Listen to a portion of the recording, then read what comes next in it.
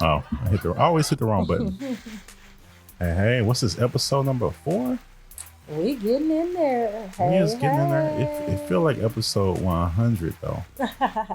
Hey everybody. How's it going? Welcome back to Rooted in Resilience with Crystal and Phil. And we are back. I thought we was called Berry Unearthed. Rooted in Resilience. All of it. Yeah, all of it. All of that and then some. It's been an interesting week. It's been an interesting 2 weeks. 3 weeks to be exact. 3 weeks. Yeah. Life stays interesting. Yeah, life keeps moving. Life stays interesting for sure. Whether good or bad, you know. Yeah, we roll with it. Rooted in Resilience. Mm-hmm. What you want to start with? I guess we can backtrack a little bit. Let's backtrack. Last time people heard from us, we were talking about, you know, you were getting ready to take a trip to New York. Mm-hmm. And you know, you was nervous yet excited because you know you've never been to New York, right? And then you know, I was like, because I don't know, you know me, I'm real protective, yeah, and protective, yeah. And how would you explain what was going through your mind as you know this opportunity came up? Well, you know me, I think you're more of a thinker. I thought about it some, but I kind of just went along with it, try to prepare, you know, for what I would say and stuff like that versus really just thinking of the totality of it all, like the big picture. I was thinking more on the smaller, bite-sized, one day at a time type thing. Yeah. But I was still excited, and I did realize that it was an excellent opportunity for me. Yeah. I overthink, and then I try not to throw that overthinking to you because it'll end up being like, you know, it'll be like negativity, almost like, you know, just me being worried about you and me not being able to be there to protect you. Yeah.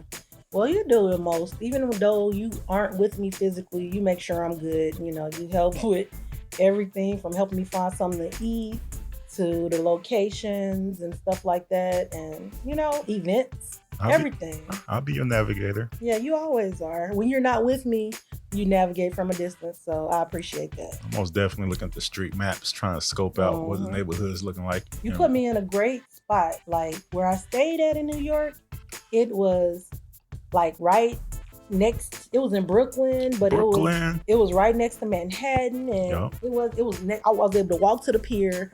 Everything was almost in walking distance from the train station to all the things were right there. You know what's crazy? Because as I'm mapping out, you know, I've never been to New York, but I feel like I can navigate in New York now because I'm sitting here navigating the streets for my wife, making sure that, you know, this and that.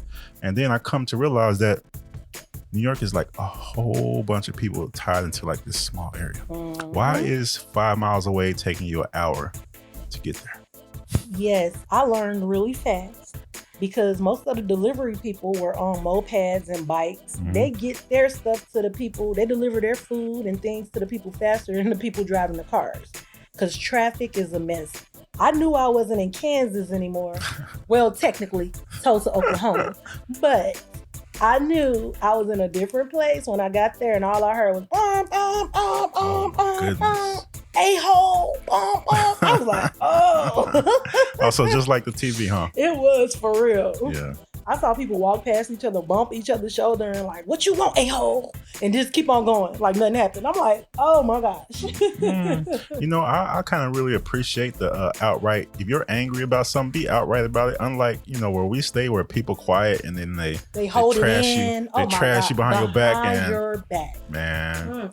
I'd rather somebody be honest and tell me what they think about me or what they feel about me right up in my face so we can have no misunderstandings, you know? Yeah, because I don't want to be up all in your face if you despise me. Right. Like, I'd rather be at home. Direct. You don't have to worry about me coming in your space or contacting you or any of that. No love lost. Because I don't carry negativity, but at the same time, I go where I'm celebrated. I go where I feel welcome, and I am so genuine.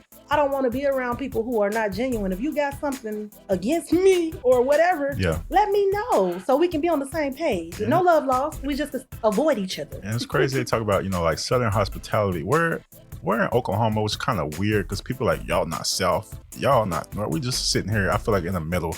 So, but there is that, you know, how that Southern hospitality, but on the back end, sometimes it be like a whole lot of shade. Man, and I realize it's in certain communities, but I'm not going to even go there because that's not what we're here for. We keep it positive. But I do realize within certain communities, it's like almost like crabs. And I hate to say that. And I won't even speak about which communities it is, but you can listen and you can get an understanding and think about it. Draw your own conclusions, listeners. Just think about it. Like people that you're around that's like always negative. It's like groups of people like that sometimes here. And because I'm not a negative type person, I mean, I do struggle sometimes with depression, but that don't make me that does not make me a negative person. But I know some people that it don't matter. You could be like, man, look, there's the sun and the sky is so beautiful and the mountains. And they be like, oh, look, it's too hot. It's too it's too hot here. To their defense, it is hot as heck in Oklahoma. Oh my I'm not even just talking about that. I'm just giving an example. But I'm just saying, I'm just giving an example that somebody's gonna always find something. If it's a negative person, they're gonna always find a way to look at the down, negative side. That's not the type of people I want to be around because it's always something negative. But guess what? There's always something positive on the other side. So you can look, like they say, the glass half empty or the glass half full. My thing is, if I got water, I'm going to be thankful. I'm not worrying about it's not all the way at the top. Guess what? I'm blessed. Somebody probably have less than me in their water glass, you know what I mean? And then still positive about it. So and my thing, I used to have that jaded view of the world, so I get it. And then you learn there's more than just that jaded view of the world. There's a whole nother spectrum. You know, there's always a gray area, you know? That is really respectable because one thing about life is we're always growing and learning. And if you're not learning or growing, what are you doing? And the fact that you can admit, you know, your growth and where you came from and what used to be and how you've grown, that's big. Like we have to take those times to pat ourselves on the back, to celebrate ourselves. It does not matter if nobody else know about it, nobody else see it. We have to take those times to acknowledge ourselves. You know, it has to start with self. If you know you're too busy worried about other people, if you're, I hate to say this, I don't hate to say it, but because some people just feel like your family and your friends and all that have to support all this. Entitlement. That's the word for it. Yes, it would be cool if all your friends went all out their way to support everything you do, which would be awesome, but people got their own stuff to do. They might not share your vision. How could they see your vision? It's your vision. That's why when people complain about, oh, why wasn't you like this when I was grinding? They couldn't see your vision. They only could see it once your vision came to fruition, you know? So it's just like, I mean, you can be mad about that, but how can I expect to just follow you for something that may sound crazy to me? And just, I mean, that's cool. In a TV world, that's awesome. But man, 9 times out of 10 people got their own stuff to do. They got, you know, as we get older, you see with the family and the kids and this and that, and they just can't dedicate everything to you. That's the one thing. Like I think people struggle with evolving, transitions, things like that. I know I have personally. And so it's like when you grow, you change. And, you know, people have to accept that. Like when you grow up, when you're a child and when you're a teenager, stuff like that, you spend more time with your friends and your cousins, your siblings. But when you're grown and you're married, you have your own family, you still want to try to nurture those relationships, but you have to be realistic. You can't put as much time into those relationships because you got to take time to build your own, to build your home, to build your foundation. Anything outside of that is an extension. And, you know, not to take it for granted, but I can't be with you every day like I could when we were teenagers. You know what I mean? Like, I can't hang out all the time because I got real life stuff going on. And I have to make adjustments as my life grows. And especially if someone gets into that, you know how we're kind of in that, we're in the zone, we're in the all in. We told ourselves 2023, we're going all in to do what we feel like we need to do for our place that we were put on this world for, as far as what Crystal shares, Crystalberry Farms, DJ Fellow Loves Gardening, just whatever venture we're trying to go off into. So that requires a whole bunch of, I stay online researching, learning, and trying to figure, this out, this system out. Me too, baby. And then, you start realizing that sometimes you make little leeways and that gives you whole motivation. So I might be alienating friends and family, but I mean, I feel like people should have to understand. Yeah. I spent a whole time I spent a lot of my life partying, to the point where I'm just tired of partying.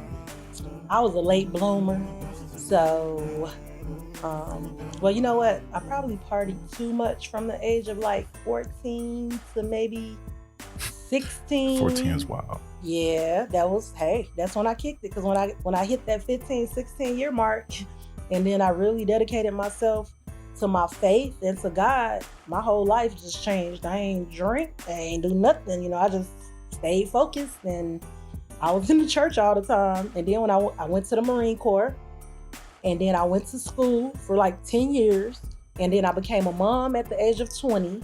So I really didn't have all of that extra time to just kick it. I was in grind mode, Like, I have 2 master's degrees. Like, who does that? I did that, my bachelor's and 2 masters, literally in less than 9 years. Who does that? I went to school spring, summer, and fall. You know what I mean? So it's just like, I had no time for partying. I had no time for really enjoying myself. And I didn't even realize it at that time. So when I did start partying, I may have went a little bit too hard. Oh yeah, when she found a heathen. At that time, man, it was all about the party. It was all about the drink till you blackout drunk, and just the house parties, and literally didn't start really partying in my adult life until I was like 30 years old. So. Yeah, that's about right, about 30. And then 29. Like what? 2 of those years were spent pregnant. So yeah, and I couldn't party. But yeah, I want to kind of circle back around to the New York experience, because I kind of want to really talk about it. Let's back up before New York. Before New York, you went to, what's that, Pigeon Forge, Tennessee? Yes, I went there for 4 days. And it was really fun. It was in the Smoky Mountains, y'all. Bears. Lions, tigers, and bears. Lions, tigers, and bears. We saw bobcats, bears, all of that. But it was like a really good experience because it was so beautiful. And I got to hang out with people that I had not seen since I was like 20, since I was like 15. And so it was really cool, And even so, that experience, it was nice, and maybe the calm that I needed before going to New York City. Oh my goodness.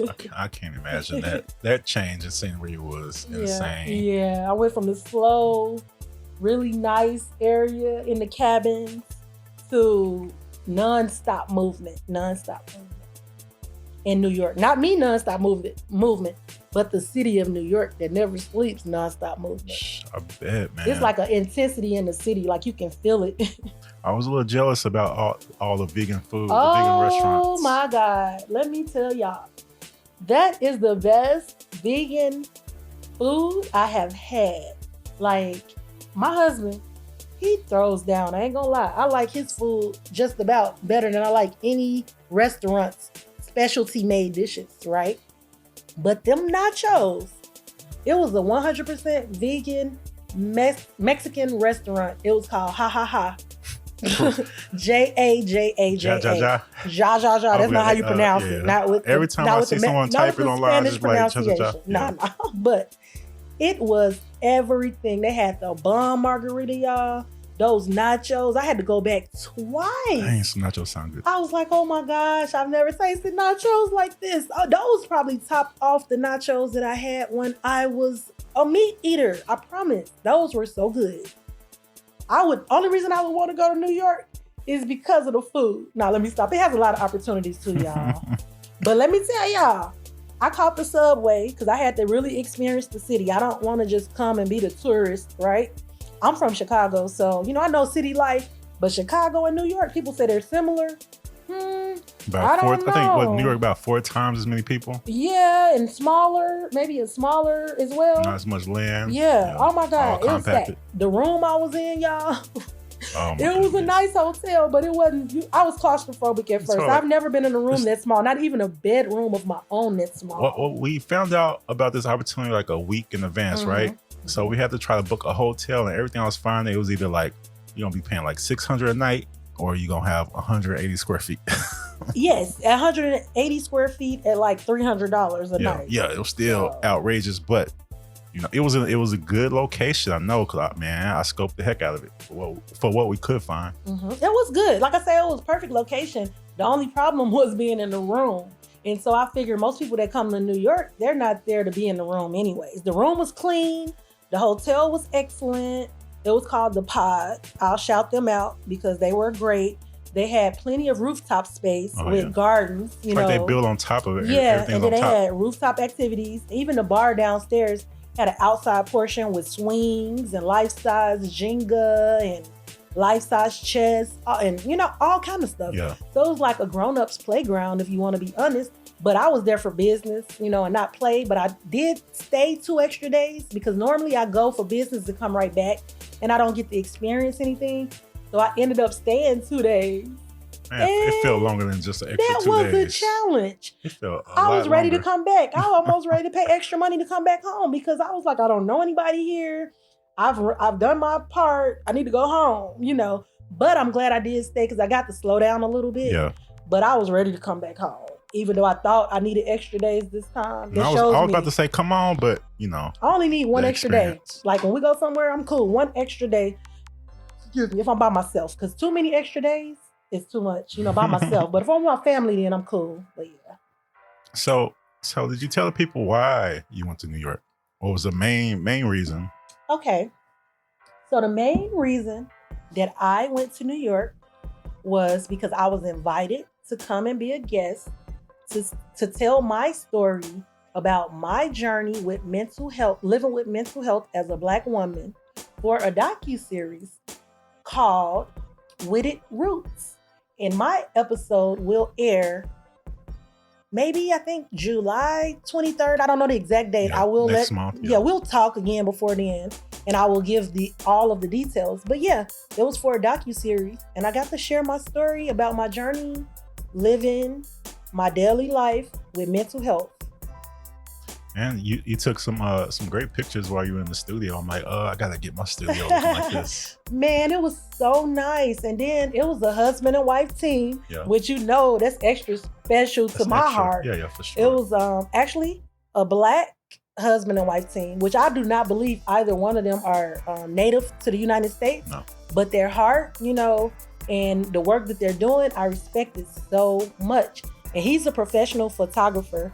And so even though he took some photos on the phone for me so I can have a few for my own portfolio, they were excellent. Those are like my new headshots, I promise. But yeah, it was an experience. And one of the things I will say, like I was so nervous because I will share, I'm growing a lot. Yeah. And one of the things with me is I'm good one-on-one when I talk to people. It's like one-on-one. It's me and you. You feel like, it's no one else in the world. I'm 100% focused on you. Yeah. I was a great chaplain. I was a great counselor. I feel like I'm a great listener. I'm a gifted listener. Yeah. Oh my gosh. I'm a gifted listener. I don't know what you said, but yeah. A gifted listener. That's what I meant to say. And so it trips me out how when I get in front of people, I get so nervous and sometimes I cannot get my thoughts to come out of my head to make sense.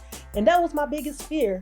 But apparently I've been taking classes on speaking, public speaking, putting speeches together, just going back and honing those skills and practicing in front of people like in Toastmasters and stuff like that. And I really see the difference because when I went there, I was able to articulate. I only had to do maybe like 3 retakes because of something I did. Most of the retakes was because we was in the Bronx. Brooklyn. Oh yeah, so we were in Brooklyn. And it was what was it, National Puerto Rican Day or something? So it was like a parade going on and cars and bam, bam, bam. And we was on the 4th floor, but we could still hear some of this stuff. And so we would have to do quite a few retakes because of that. But I will say that I feel like I did a good job. I don't feel like I told everything because when you're on the spot, sometimes you forget, not everything, but everything I wanted to say. Yeah. Because sometimes you forget or you get caught in conversation and then you have a limited amount of time. But I feel like what I did say will be able to help people, women, especially Black women that are dealing with mental health, because I really shared some things about my story. And what really touched my heart was there were times that I looked up at the lady that was interviewing me and she had tears in her eyes. Yeah. And I was like, wow. And at the end, her and her husband both gave me like a clap and standing ovation. I was like, oh my God, really? And it's not like I'm like trying to brag on myself, but I'm saying that was an accomplishment. That was an accomplishment, brag. man. You can brag. And I've been taught all my life, don't brag, be humble. Christians don't brag and all that stuff. And so I've been dealing with that, like that mindset, trying to get over that mindset because I have always shrunk back, stayed too quiet, tried to diminish who I was so I wouldn't shine too brightly because I've been told to stay humble. That's fine, I'm humble. I have a good heart, but at the same time, I have a right to be confident and to celebrate my accomplishments. Like sometimes you gotta talk your stuff. Man, I am. I'm learning, baby. You teaching me. I'm learning. You gotta talk your stuff. That interview was bomb, y'all. I ain't gonna lie. I'm a little proud of myself. I'm a lot proud of myself. I can't wait to watch it. That's gonna be awesome. We got to most definitely plan an event. Well, me and you to enjoy everything about that. Maybe a watch party or something. Yeah, for online, sure. Even if it's online. So, I mean, that's where it's showing, right? Mm-hmm. But yeah, we most definitely gonna have to promote that to get that's your story out there, of course. Get my story out. Just my biggest thing is I'm more excited about the people that it will help, like the people that actually listen to it and take the hope and the resilience out of it. Yeah. And apply it to their lives. That feels like the best to help people. I'm a helper. That's who I am. And that's why I've had to grow tough, thick skin, because the wolves prey on helpers. Oh, for sure. They will take. And, if you don't have boundaries or you don't know how to set your own, then you will get overrun. Oh, it's a good thing you married me because I'm a boundary. Right. king. We're the opposite. So I feel like because we're so opposite that we strengthen each other in our weak areas. For sure. Both ways. And that works so well. That's what makes it the strength. You take my weaknesses and you turn them to strengths and vice versa. Mm-hmm. And then we move together as that one union, I agree. And that's where we at. I mean, where we believe we got over our individual selves, and a lot of times, ego will ruin relationships, or it's just not a place in a marriage for ego unless you talk about the marriage itself. Yeah, we're gonna have a marriage episode where we just talk about some of our struggles and our growth and give some pointers for how to connect with your spouse, because it's not easy. I mean, you want to. When you think about it, you don't get married to somebody you don't want to be with. Exactly. So if you're married to this person, you want to be with them, they want to be with you. You just have to realize y'all on the same team. Because, it's going to be disagreements. Y'all coming from two different worldviews, two different lifestyles, two different upbringings, coming together and becoming one. We are already self-centered as humans, as it is. True. And so there's going to be some ups and downs. But if you learn that you're on the same team, and that you don't fight each other, that you combine and you use your strength together. You're supposed to combine, you fight and form with, like Voltron. Yeah, you fight with each other against the world, not against each other to take each other down. Because you're gonna have to fight. You're gonna have to fight the world is hard enough as it is. So imagine trying to fight the world by yourself individually, even though you got someone right there who has your back. Hopefully. Now, that's a whole nother thing. If you don't have someone got your back, but I don't want to talk too much about that because, you know, Yeah, we're gonna have a whole. We probably have a series on that. I said episode. We probably do like a whole month of marriage stuff. 1 month, y'all. We don't know yet. Because I feel like we could say something. Heck, we are we 12 years. In less than 3 weeks, we'll be married for 12 years, baby. Dang. Like we in there. In there like booty hair. Y'all, excuse my husband. I don't know where that came from. No, I will say in there like swimwear. He said, what? Same Booty hair. I'll cut that off now. I'm not cutting off nothing. Oh, Lord. It's a saying. It's a known saying. It's, you know, for every saying. I ain't never heard that. I'm over 40. I won't tell y'all my exact age. But guess what? I ain't never heard that saying before in my life, y'all. My wife comes from a certain side of the tracks that, I mean, she may have come from South. She might have been from the Wild Hunnets, but she didn't take on that Wild Hunt mentality in Chicago. So I'm gonna need you to expound on that. The certain side of the tracks. I grew up listening to Richard Pryor, Eddie Murphy, Robin Harris, the comedy, and so it's real raunchy. So therefore, my taste has always been a raunchy taste, though. And I grew up in church. In my family household, you won't catch me really talking like that, but you know what I'm saying. Yeah, and I grew up in church, y'all. Like literally in church as a child, in church as a teenager, in church as an adult. So if we did talk like that, you know, it was like always a certain amount of guilt to it. Or if you watch something like that, it was like, I was supposed to be watching that. No. So I'm not exposed to a lot of the things. I'm starting to get more cultured, if that's what you want to call it. My husband's been putting me on to a lot of stuff, but I had a certain amount of naivety about me because of my upbringing. Even though I went through a traumatic upbringing in certain parts, it was certain parts that I was really protected in as well.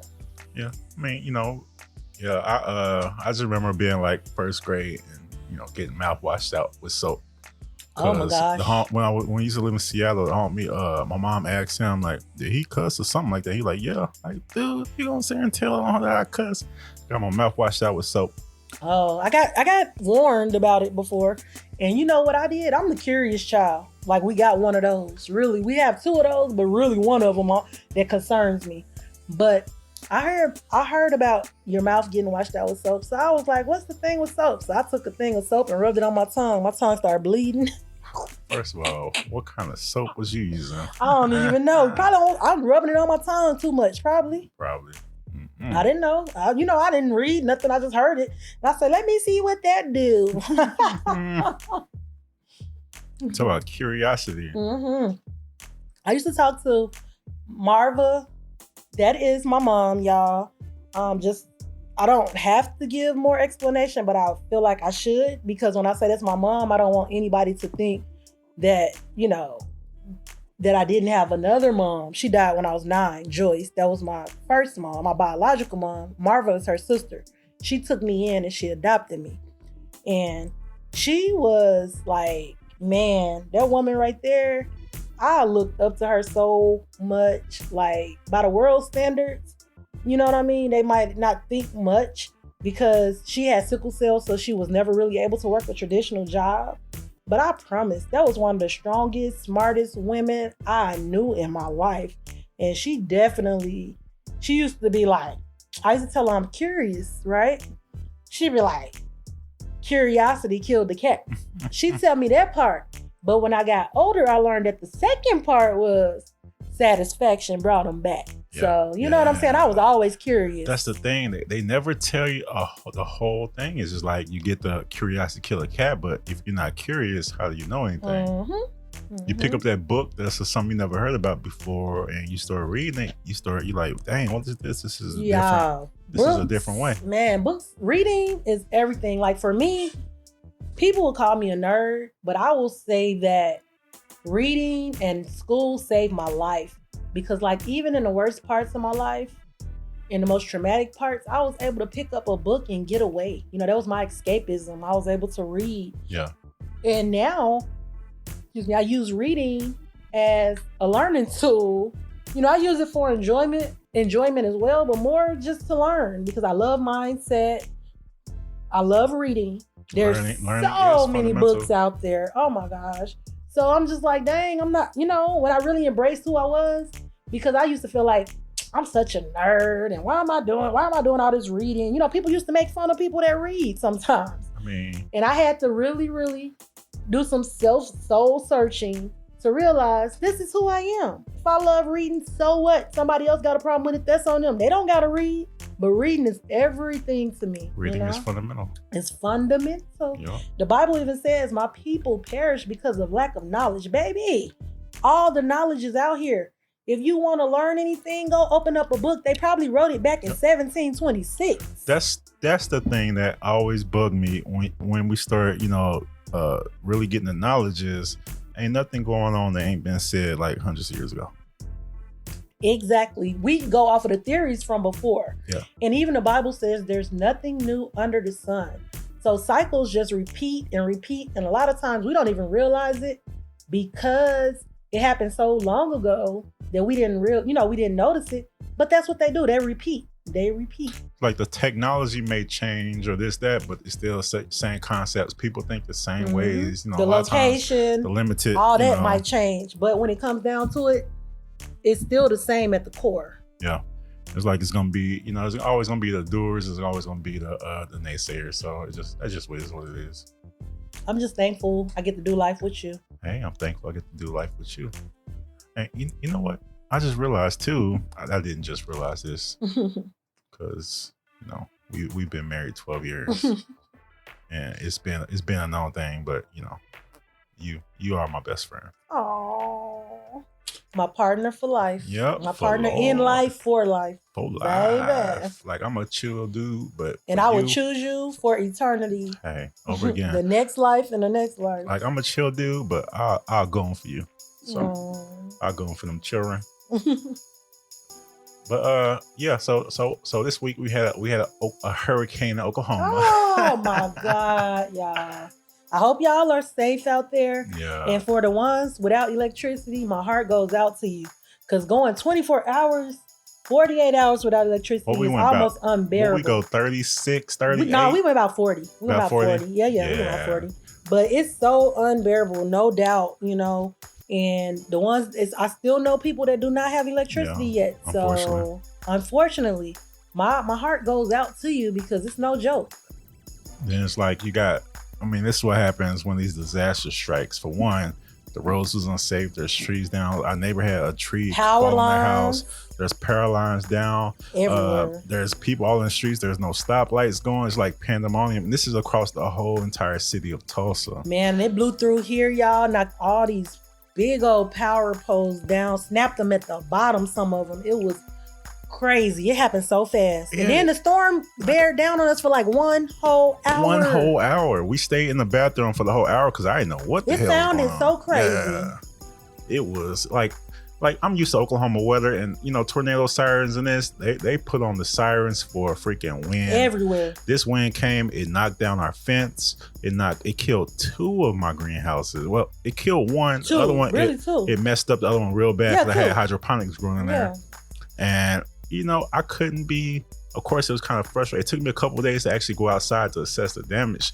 But once I get out there, I didn't really lose no plant life. So greenhouse took a L, but fence took a L. But it is what it is. Rooted in resilience, right? Some people took way more L's than us. So yeah, and I'm not even just thinking about that. Like it could always be worse. And that's what anybody, even the ones that had trees go through their house, it could have been worse. Yeah. Somebody could have lost their life. True. So I am thankful first and foremost that we were safe. Our friends and family, they were safe.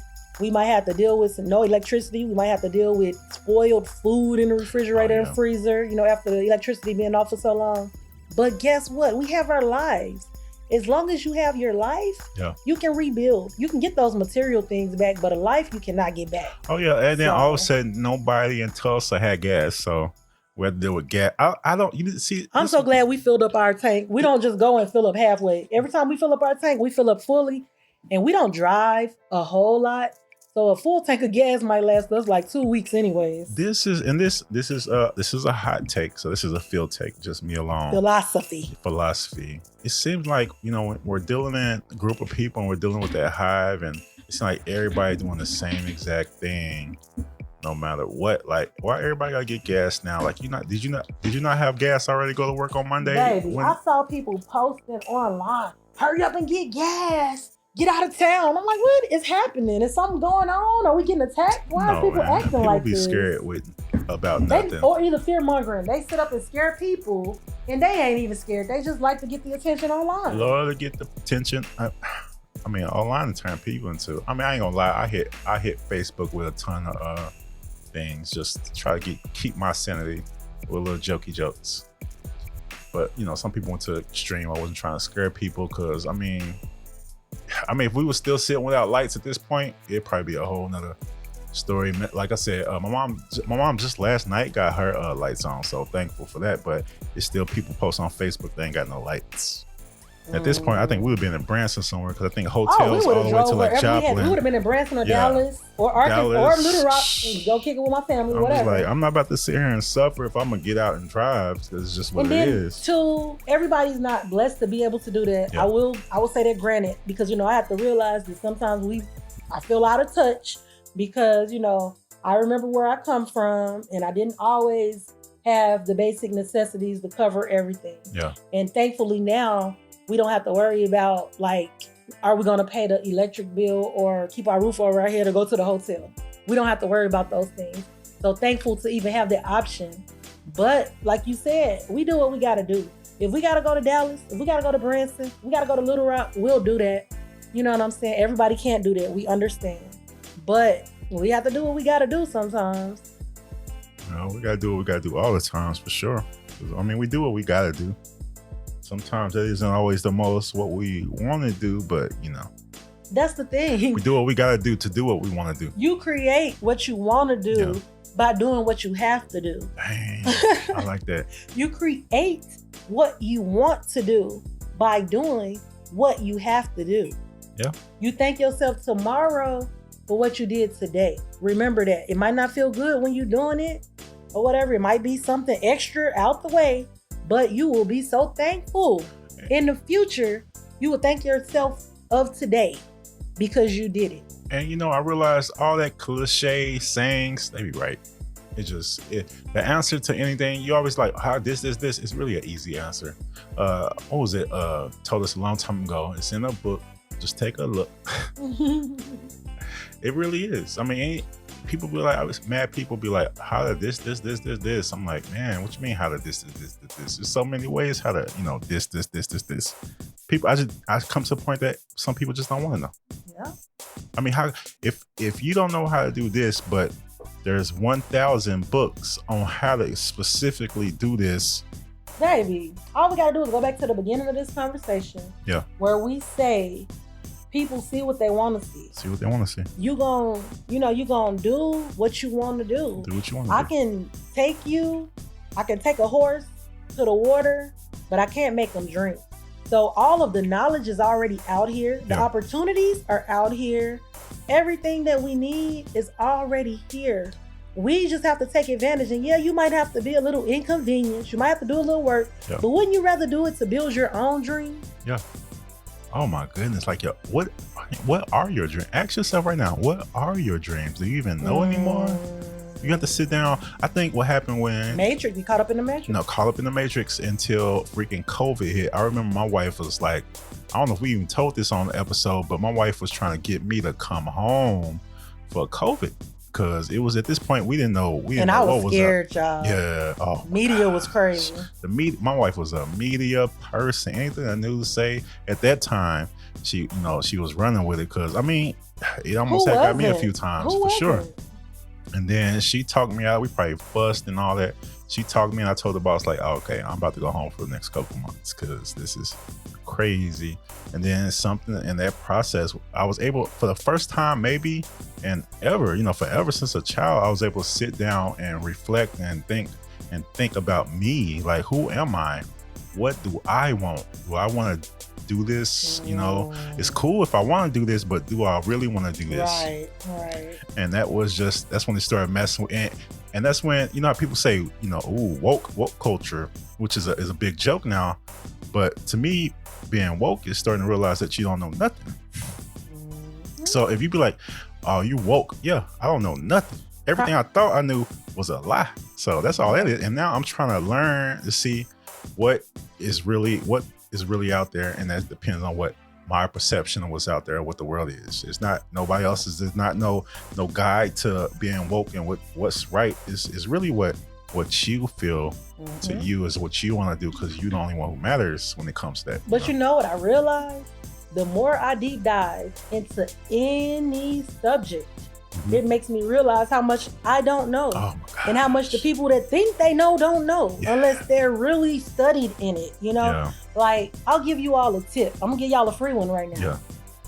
If you really are interested in something, it don't matter what it is, get the top 15 books about that subject, same subject. Read those books and you'll be a semi-expert.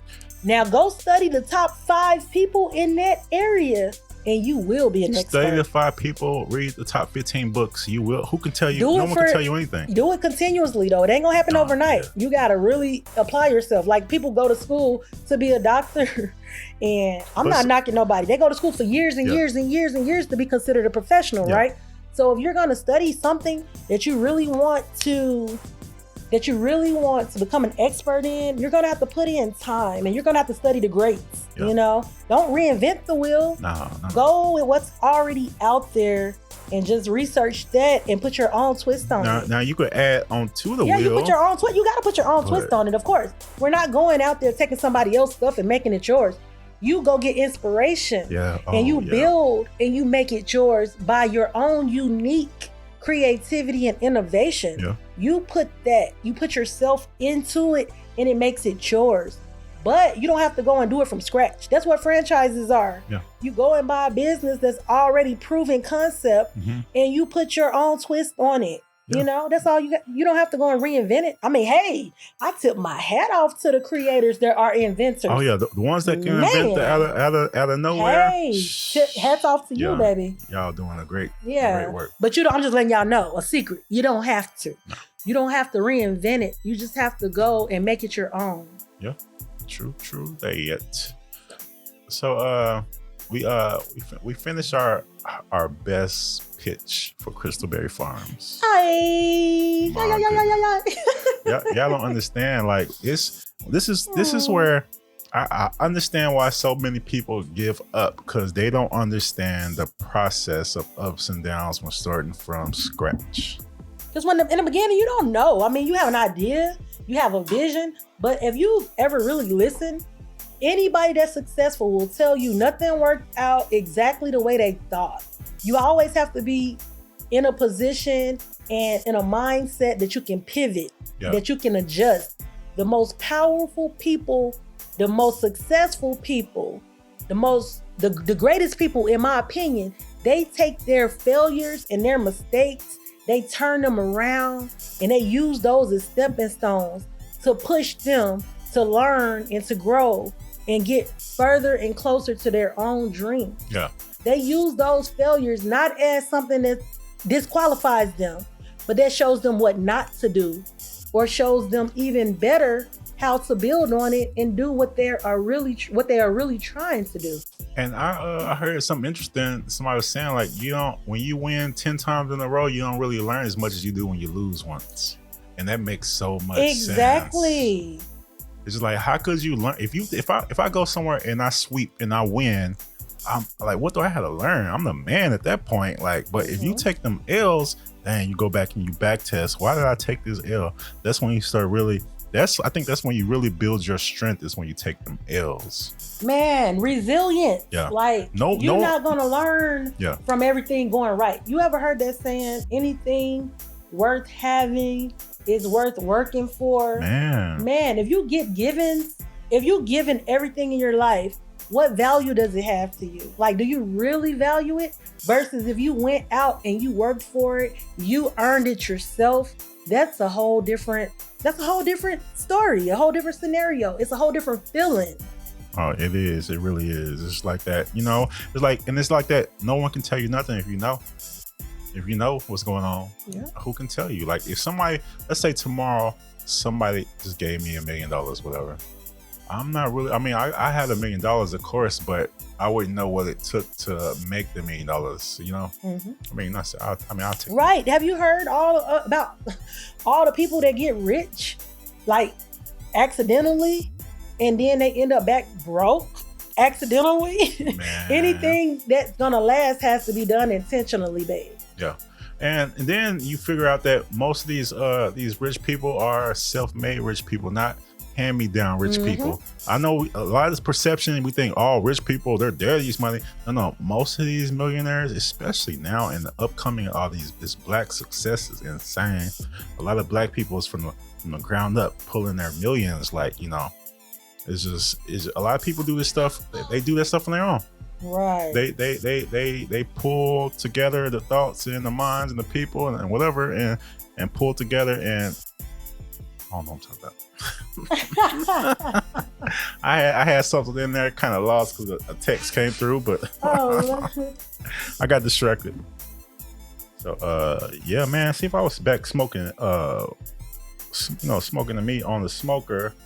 Nick got a whole, pecan tree that fell down. He needed to cut up into pieces. Like, man, that would have been some great. That good firewood. Some good, good firewood for sure. He can have that, cut it up and have it in the winter just in case this be some winter mess going on.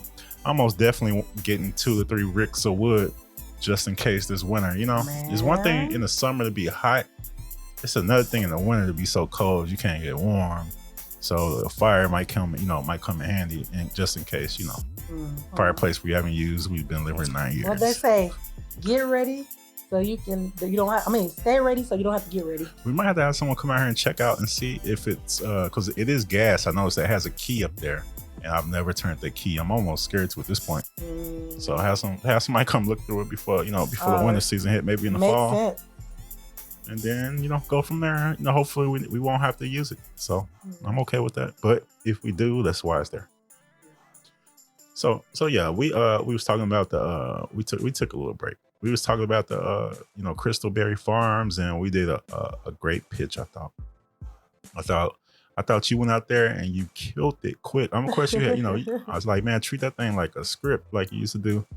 When I used to act. Yeah, and you did that thing, and I'm impressed. It's really nice. Thank you, baby. I have to tap into who I was. I have to remember sometimes, because when you have years go by and you're not, you doing certain things, sometimes you forget, you know. So I had to go back and tap into it. Well, you did your thug bizzle. So let's get these grants. Thank you, baby. Let's do this. We building, fam. For the record, there is 1 million grants out there, business owners. Oh my God, small business owners. Or people with veterans, concepts and startups. Minorities. There's a ton. Women. Oh my, local. It does not matter, y'all. If you have a business, it's something out there for you. Now, it's not going to fall into your lap. No. You're going to have to go and look for it. Yeah. But there are so many things out there for us. A lot of these grants I fill out for, they're really asking like 3 to 5 questions about your business. And sometimes they want you a pitch, 30 seconds to 3-minute pitch. You can do it on video on your phone. That's all. There's no extreme thing a lot of times that you need to do. Of course, if you're probably building from scratch, whatever, but there is literally, like what you send me, like every day, about 10 to 15 different grants across this country that people just they have to throw this money out because they have to. It's just they want a write-off. Why not? They want to give the money away. They can do what they want with their money instead of giving it to Uncle Sam. Then why not? And this can help a business, a small business, a minority-owned business, a local business, a woman-owned business. Why not? And I'm just like, man, we so as Black people, we're caught up in them just giving us reparations. No, they're going to opportunities. The reparations is out there, but they come in forms of opportunities. Mm-hmm. I mean, fortunately and unfortunately, because I'll give me a check right now. But if you tell me I gotta fill out these forms and what they say, your rate for grants is like 10%. So it's like saying for every 10 grants you fill out, possibly you can get one. That's good odds. And this is like from what we've been feeling. I've been filling out things from $1,000 to freaking 50,000 to we gonna fill it out. All of it. Like show me the money. The grants. I always thought grants was like the impossible thing to get. They say grants are easier to get than getting these loans from these banks, especially from a startup. And with the loans from the bank, you got to pay them back with interest. Mm-hmm. They will give you about 45 days. I don't know if you can turn your startup, if they even give you a loan for your startup around in 45 days. But I mean, if you're already in the business and you already can make money, cool. I mean, you're fine. You know, there's no problem. But, you know, working startup ideals, it's a different beast. Because I always thought that somehow that startups will be, oh, yeah, I got this great idea. Show me the money. It ain't like that. Mm-mm. You can get to the money, but you got to show them that, hey. Proof of concept. Proof of concept. Boy, that hits you with them business words. You be like, what's that? Then they need to like, okay, you say this, but how? Do you already got this going? They're gonna grill you. Like, do you already got this going? Where? This, that? No, you gotta be on your stuff. But it could be intimidating, but it's also nothing to worry about. Just fill it out. Fill out the paper. Yeah. Don't let paperwork be the reason why you're not able to do what you want to do. Exactly. Like so many. That's why they put so much stuff out there, because they know that there's only certain amount, like 2%, if you're being technical about a research, that's going to actually follow through and do what needs to be done to even get access to their money. So they'll gladly give it to that 2% because they know they're going to do what they need to do. 2% going to fill out the information. We did the other grant the other day, and it was like it cost $15 to fill out for the grant application. But it puts you into the line for every month and as well as for the year. I'm just like, if I got to pay $15 and I don't have to fill out for this grant no more for the year, I'll gladly pay that $15. If some people going to look at that like, I ain't about to pay them $15. Like, I've lost $15. You lost $15. People spent $15 on food they didn't care I've lost way more than $15. Oh, I mean, I got scammed out of more than $15. Let's get into all that. But me too. But yeah, I'm just saying, a lot of times it's like, man, it's like they put these little hurdles up because they know the 98% of people that's only a little serious are going to turn away from the hurdle. And let me tell y'all something. You got to get out of that poverty mindset, man. Poverty mindset will keep you trapped, going in circles, stuck, doing the same thing over and over again, which is what I've heard was the definition of insanity. If you're not willing to invest in yourself, if you're too worried about where the resource is going to come from and where's everything going to come from, then you're not free enough to even like grasp the concept that resources are unlimited. They can come from anywhere. You just have to put forth the work, intentionality. Man, it's all about, are you intentional with it? Yep, that's it. It's just, yeah, it is. Like I said, a lot of times it's just like the little paperwork. That's there. People feel like I don't got time. Like, man, we all got the same time. We all got the same amount of time in the day. We don't know what tomorrow holds at all. So, I mean, it just is what I get it. I mean, I get it. Don't get it twisted. We not on some this. It's a process. You gotta, accepting the process, accepting what is possible and what's impossible.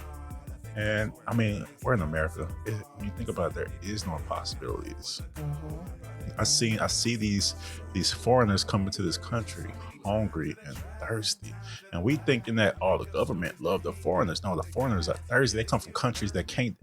Willing to do what our spoiled, entitled selves are not willing to do. What this person say? Like, you can be American, you can be stupid and still be rich, and it's a fact. Mm-hmm. Look at reality TV.